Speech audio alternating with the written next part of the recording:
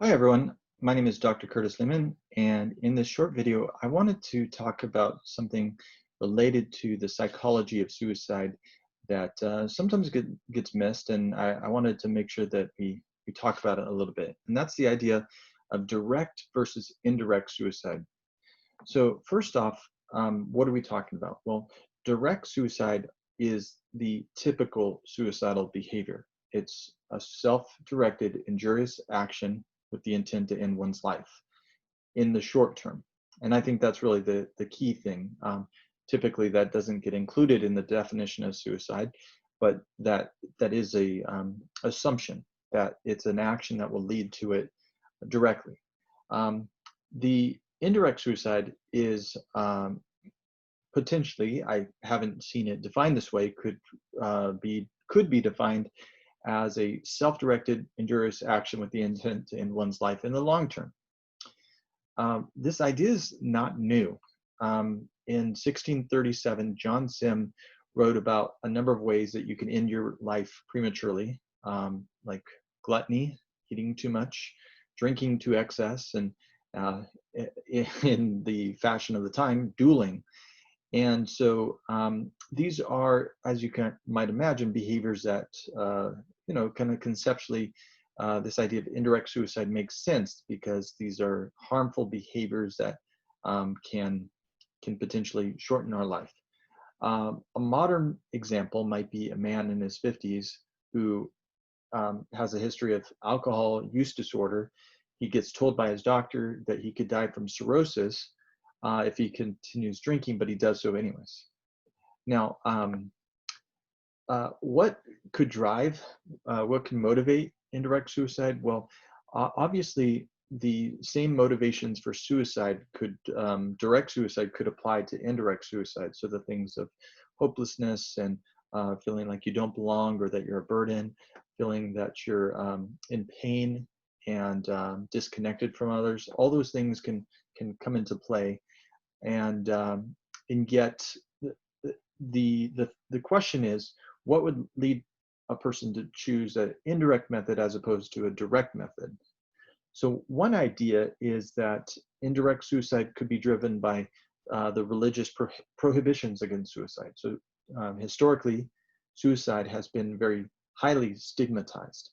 And so perhaps that stigma, that prohibition against suicide, is actually the barrier that keeps people from engaging in direct suicide. For instance, in the 1700s, there's a few accounts of uh, in Australia, Catholic prisoners who would draw straws to decide who would kill the other, and the remaining prisoner who killed his cellmate would then be executed by the prison guard, so both would die. So this would actually avoid the sin of suicide. Now, another example, more contemporary, would be a young woman who has anorexia and might say, I was really depressed. I wanted to kill myself, but I couldn't. I knew suicide was a sin, so I just stopped eating. That's a real quote. So again, indirect suicide is this idea that maybe there's some barrier that keeps them from engaging in a suicidal act, and maybe this is just another form of it.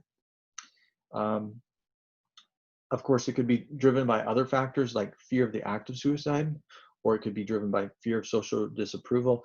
But in all those cases, it's sort of a substitute long-term behavior instead of that short-term suicidal act. Now, just in terms of a critical analysis, my critical analysis of this idea, I want to be careful not to over embrace it. I like it at face value. I think it appreciates that certain behaviors are, we could do them with the conscious or unconscious intention to shorten our life. I do think that's a potential, and I think there's some value to acknowledging that. Like the young woman with anorexia, if we kind of identify that the anorexia is driven by sort of a suicidal desire, then maybe we can take that and say this woman needs to have interventions for suicidality, even though she's not engaged in any kind of suicidal action. But the struggle I have with this concept is it really suffers from a lack of conceptual clarity. So potentially on the outside, you could say, "Oh, that looks like indirect suicide," but you could do that with any behavior that could shorten a person's life, like eating red meat. We know that that's associated with cardiovascular risk, and that could shorten a person's life. But I just don't feel right about calling that indirect suicide. Or skydiving. We know that there's risk in skydiving, but I don't think people consciously or subconsciously, in general, have that indirect suicidal mindset in doing it. And so I think across the board, you really have to be careful in using this. And it really makes me hesitant to use this term at all, because you always have to seek out other alternative explanations. For gluttony, certainly you could say that there's other reasons other than suicide that a person can engage in binge eating or overeating. Same with alcoholism. We know that addiction can turn into a cycle that gets perpetuated by the brain and by the environmental cues, and so that can explain the behavior outside of a desire to end one's life.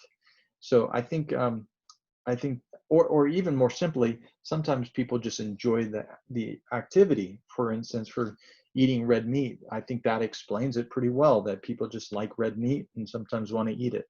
So I really want to be cautious in applying it.